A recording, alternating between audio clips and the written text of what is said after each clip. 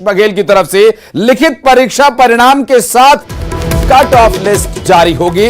दरअसल ये वर्ग के अनुसार कट ऑफ सूची जारी की जाएगी और इस पर मुख्यमंत्री भूपेश बघेल का ऐलान। आयोग की परीक्षाओं में इंटरव्यू के अंकों को कम किया जाएगा। बिलासपुर में युवाओं के साथ संवाद के दौरान मुख्यमंत्री ने ये घोषणा की। इंटरव्यू के अंकों को कम करके किसी भी तरह के पक्षपात को, उसकी संभावनाओं को कम करने का प्रयास यहां पर सरकार का।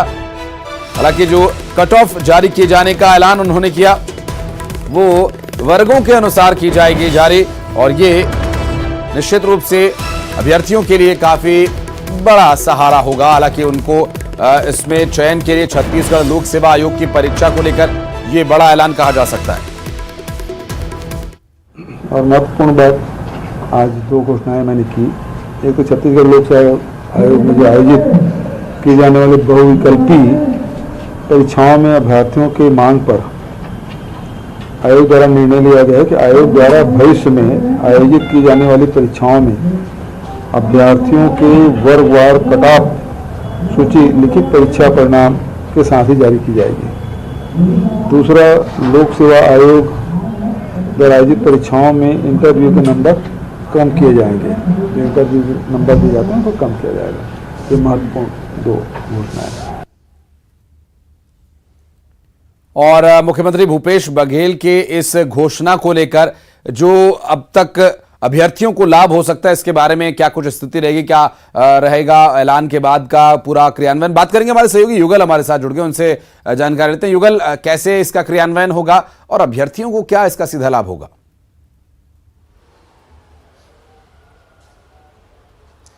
जी देखिए, पूरी पारदर्शिता को बढ़ावा देने के लिए, पारदर्शिता लाने के लिए इस तरह के जो है लगातार भेंट मुलाकात कार्यक्रम में जो युवा हैं और जो परीक्षार्थी हैं, अभ्यर्थी हैं, वो इसकी मांग लगातार कर रहे थे। जब रायपुर में भी भेंट मुलाकात कार्यक्रम जब मुख्यमंत्री भूपेश बघेल ने युवाओं से की, परीक्षार्थियों से की, तो उनकी मांग थी तो ठीक कट ऑफ के हिसाब, जब परीक्षा के परिणाम आएंगे तो कट ऑफ के हिसाब से उनके कितने अंक आए हैं इसकी जानकारी उन्हें तत्काल मिल जाएगी, ताकि किसी तरह की धांधली है वो हो ना सके और पारदर्शिता इससे पूरी तरह से आएगा। दूसरी, जो परीक्षार्थियों की यूपी जो पीएससी के जो परीक्षार्थी थे उनकी जो मांग थी कि इंटरव्यू साक्षात्कार के जो नंबर हैं वो अत्यधिक दिए जाते हैं, तो उसको लेकर के मुख्यमंत्री भूपेश बघेल ने भी बड़ा ऐलान किया है और उसके जो कम अंक है वो कम किए जाएंगे। तो इस तरह से कहा जा सकता है कि जो छात्र हैं वो परीक्षा देते हैं, लिखित परीक्षा में अच्छा परिणाम आता है,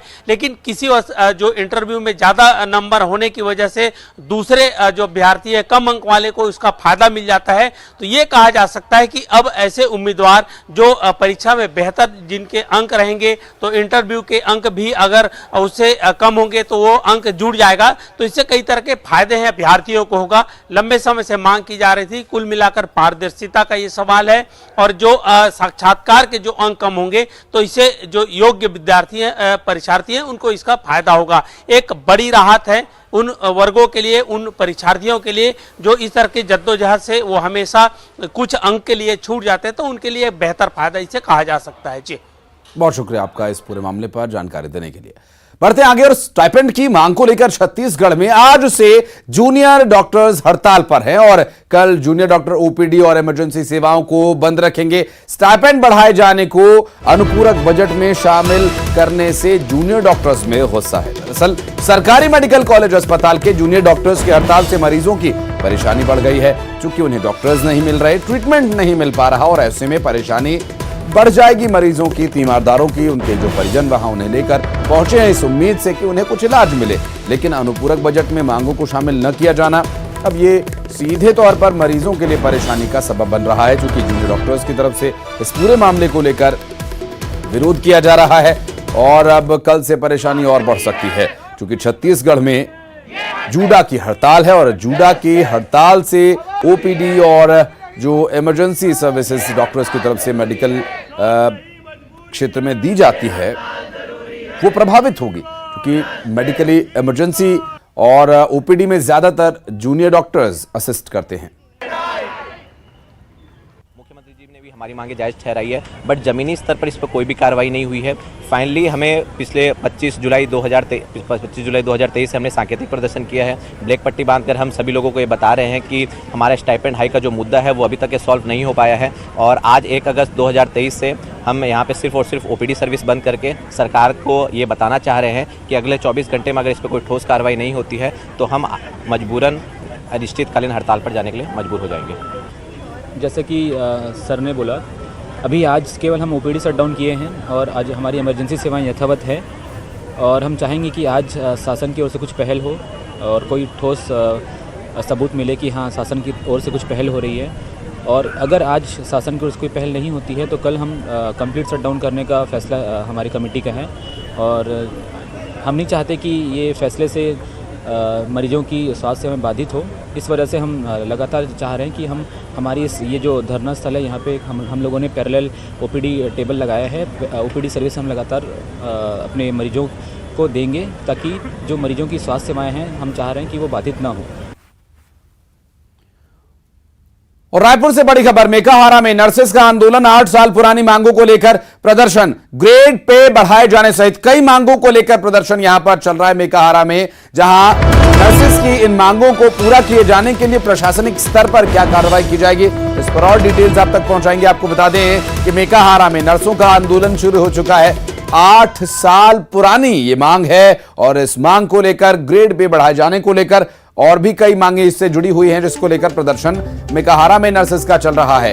एक बड़ा आंदोलन किए जाने की तैयारी ग्रेड पे बढ़ाए जाने की मांग को लेकर, क्योंकि ग्रेड पे एक ऐसा विषय है किसी भी कर्मचारी के लिए ग्रेड पे बढ़ाना उसके लिए बहुत ही महत्वपूर्ण होता है। उसकी आर्थिक स्थिति को संभालने के संदर्भ में, उसकी भावनाओं से जुड़ा हुआ जिस संस्थान के लिए वो काम कर रहा है, ग्रेड पे बढ़ना ये उसका अधिकार है। इन सभी मांगों को लेकर प्रदर्शन कर रहे हैं मेकाहारा में नर्स।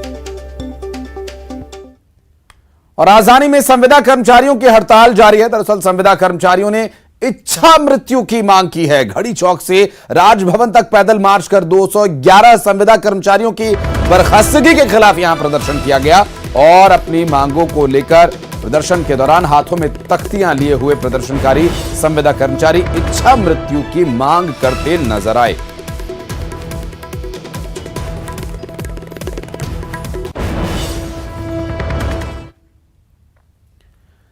बलौदाबाजार से एक बड़ी खबर आपको बता दें, शिक्षक पोस्टिंग घोटाला मामले में बड़ी कार्रवाई, जहां सरकार ने कुल 10 अधिकारियों को सस्पेंड कर दिया। 3 संयुक्त संचालक समेत 10 अधिकारी सस्पेंड किए गए। दरअसल बलौदाबाजार जिला शिक्षा अधिकारी CS ध्रुव भी सस्पेंड कर दिए गए। शिक्षकों की प्रमोशन में लापरवाही बरतने का आरोप है और 3 संयुक्त संचालक समेत 10 अधिकारियों पर कार्रवाई की गई है। कार्रवाई बलौदाबाजार से सामने आई, जहां शिक्षकों के प्रमोशन में लापरवाही बरते जाने के आरोप में ये एक्शन लिया गया।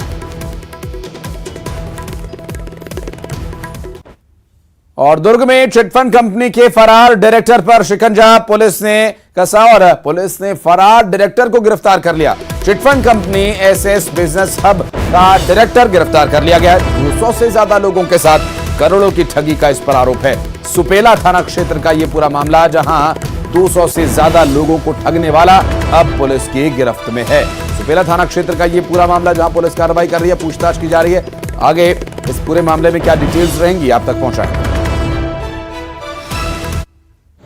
SVS प्राइवेट लिमिटेड नामक एक चिटफंड कंपनी थी, जिसने दुर्ग जिले के लगभग 200 से 250 लोगों को चिटफंड में इन्वेस्ट करने को लेकर 2018 से लेकर अब तक लगातार ठगी किया, और 2021 में इसने बंद करके भाग गए। उस पर से शिकायत हुई, शिकायत होने पर से जांच उपरांत इसमें अपराध पंजीबद्ध किया गया है और आरोपी फरार था। आज इसको घेराबंदी करके गिरफ्तार किया गया है। अभी आगे कार्रवाई की जा रही है, इसकी सारी संपत्ति आदि का डिटेल लिया जा रहा है। और रायपुर पुलिस की 2 दर्जन से अधिक टीम्स ने अलग अलग ठिकानों पर दबिश दी, जिसमें 129 आरोपियों को गिरफ्तार किया जा चुका है। विधानसभा चुनाव को देखते हुए आरोपियों की धरपकड़ तेज हो गई है। पुलिस ने संदिग्धों, आतंकवादी अपराधियों, हिस्ट्री शीटर्स और वारंटीज को गिरफ्तारी उनकी करना तेज कर दिया है, और आरोपियों का जुलूस भी निकाला गया और इन्हें वापस अलग अलग थानों और जेल में ले जाकर बंद कर दिया जाएगा। चुनावों को देखते हुए ये अंदर रहेंगे कुछ समय के लिए भी। जिनके वारंट माफ कीजिएगा, जो कि पैरोल पर बाहर आए हैं या वारंट पर हैं, उन सभी की गिरफ्तारी और जो आदतन अपराधी हैं, हिस्ट्री शीटर हैं, जिनके नाम पहले से ही कुछ मामले हैं, उन्हें सभी को गिरफ्तार कर ले जाया जा रहा है। अब तक 129 आदतन लोगों की गिरफ्तारी अपराधियों हो चुकी है। और वारंटियों पर पुलिस अब कार्रवाई कर रही है। 7 ठिकानों पर पुलिस की 2 दर्जन से अधिक टीमें लगातार छापेमारी की कार्रवाई करी और लगभग 129 आरोपियों की गिरफ्तारी पुलिस ने की है। और अभी सिविल लाइन से सभी आरोपियों को एक जुलूस निकाल करके यहाँ पर सीधा कोर्ट में पेश किया जाएगा। और ये वही अपराधी है जो लगातार आपराधिक घटना को अंजाम दे रहे थे और इनके खिलाफ कार्रवाई की गई है। पुलिस का कहना है कि आने वाले समय में और भी कार्रवाई की जाएगी। इनमें कई ऐसे आरोपी हैं जिनके पास से चाकू भी बरामद हुआ है। एनडीपी एक्ट के तहत कार्रवाई भी की गई है और अभी भी आने वाले समय में कार्रवाई और भी जारी रहेगी। कैमरा पर्सन मनीष गीते के साथ युगल तिवारी, न्यूज 18 रायपुर, छत्तीसगढ़। पुलिस की 7 अलग अलग टीमें जो सीएसपी के नेतृत्व में बनाई गई थी, 2 दर्जन से अधिक ठिकानों पर हम लोगों ने रेड की कार्रवाई की है। इसमें 125 लोगों को हिरासत में लिया गया है। 92 के खिलाफ जो प्रतिबंधात्मक धाराओं में कार्रवाई की जा रही है। 7 लोगों के खिलाफ एनडीपीएस एक्ट में और 7 लोगों के खिलाफ एक्साइज एक्ट में कार्रवाई की गई है और 13 लोगों से जो है चाकू जैसे हथियार मिले थे उनके खिलाफ आर्म्स एक्ट के तहत कार्रवाई की गई है। कुछ इसमें से आदतन अपराधी हैं, निगरानी बदमाश है और ऐसे लोग भी हैं जिनके खिलाफ स्थायी और गिरफ्तारी वारंट जारी किए हुए थे। तो उन लोगों को भी हम लोगों ने हिरासत में लिया है और कुछ फरार आरोपी थे उनको भी गिरफ्तार किया गया। और दुर्ग से बड़ी खबर, एक शख्स की हत्या कर शव को जलाने का मामला, अभी तक शिनाख्त नहीं हो पाई शव की। दरअसल शिनाख्त के लिए पुलिस डीएनए टेस्ट कराएगी। ग्राम गनियारी में 2 दिन पहले हत्या हुई थी और अज्ञात लोगों ने त्रिशूल मारकर हत्या की। हत्या के बाद शव को पेट्रोल डालकर जलाया गया था। पुलिस की एक स्पेशल टीम पूरे मामले की जांच कर रही है। अंजोरा चौकी क्षेत्र का मामला।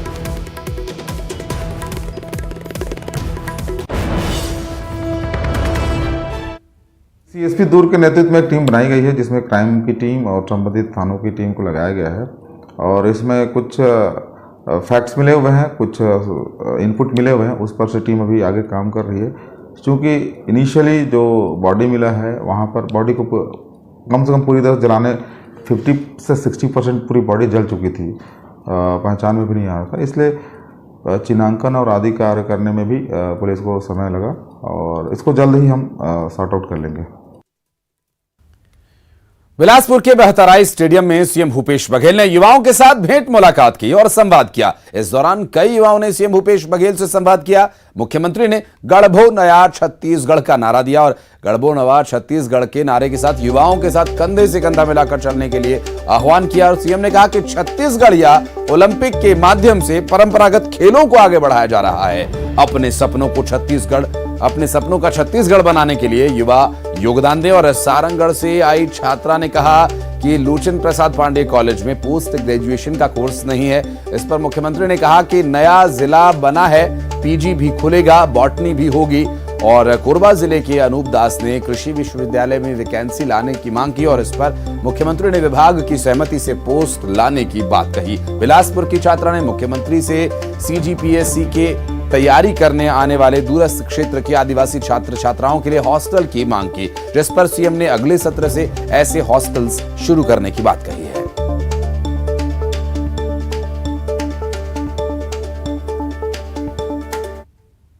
सबसे पहली बात तो यह है कि जेल सुविधा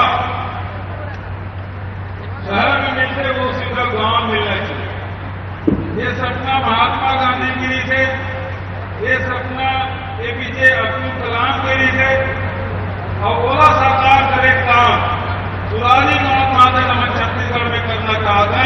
अभी निकल माध्यम से सब वाईफाई जोड़े 300 रुपये है और सब वाईफाई जुड़े ताकि गांव का एरिया मतलब भी नेट की सुविधा मिल सके, गांव को मतलब भी राहत की सुविधा मिल सके। और बिहार बाजार क्लिनिक योजना गांव के एरिया भी शहर के एरिया के गरीब है, मध्यम श्रेणी के, और मिडिल क्लास के कोई एकदम अंग्रेजी पढ़ सका है। निःशुल्क स्वामी आत्मानंद अंग्रेजी स्कूल में पढ़ाई होते। अभी करीब 700 हिंदी अंग्रेजी माध्यम के स्कूल हम खोल चुके हैं। लगभग अंग्रेजी माध्यम के कॉलेज पहली बार भाई उमेश पटेल के मंत्रित्व काल में पहली बार अंग्रेजी कॉलेज वो भी गवर्नमेंट के एक बात जाना था। पिछला सरकार ने नीचे दिनों बेरोजगारी भत्ता दे और 15 साल में 98 करोड़ रुपए बांटे। 15 साल 98 करोड़ और हमारे अभी 4 महीना नहीं बीते 112 करोड़ रुपया हुआ 4 महीना 15 साल में 98 करोड़ और 4 महीना में 112 करोड़। और सीएम के युवा संवाद पर बीजेपी ने तंज कसा। बीजेपी के प्रदेश अध्यक्ष अरुण साव ने कहा कि प्रदेश सरकार ने युवाओं को ठगने का काम किया। उन्होंने कहा कि प्रदेश का युवा आक्रोशित है और वो इस सरकार को उखाड़ फेंकेंगे।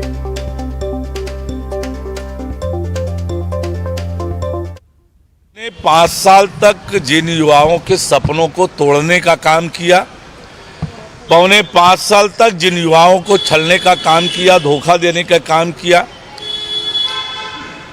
आज छत्तीसगढ़ का युवा आक्रोशित है, नाराज है, इस सरकार को उखाड़ फेंकने का तय कर लिया है। इसलिए इस संवाद से कोई लाभ कांग्रेस पार्टी को, भूपेश बघेल को नहीं मिलेगा। और पूर्व मुख्यमंत्री रमन सिंह ने ट्वीट कर राज्य सरकार पर निशाना साधा। प्रदेश में बेटियों पर हिंसा को लेकर तंज कसते हुए कहा कि प्रदेश की बेटियां हिंसा, शोषण का शिकार हो रही हैं, लेकिन सरकार इस पर मौन है।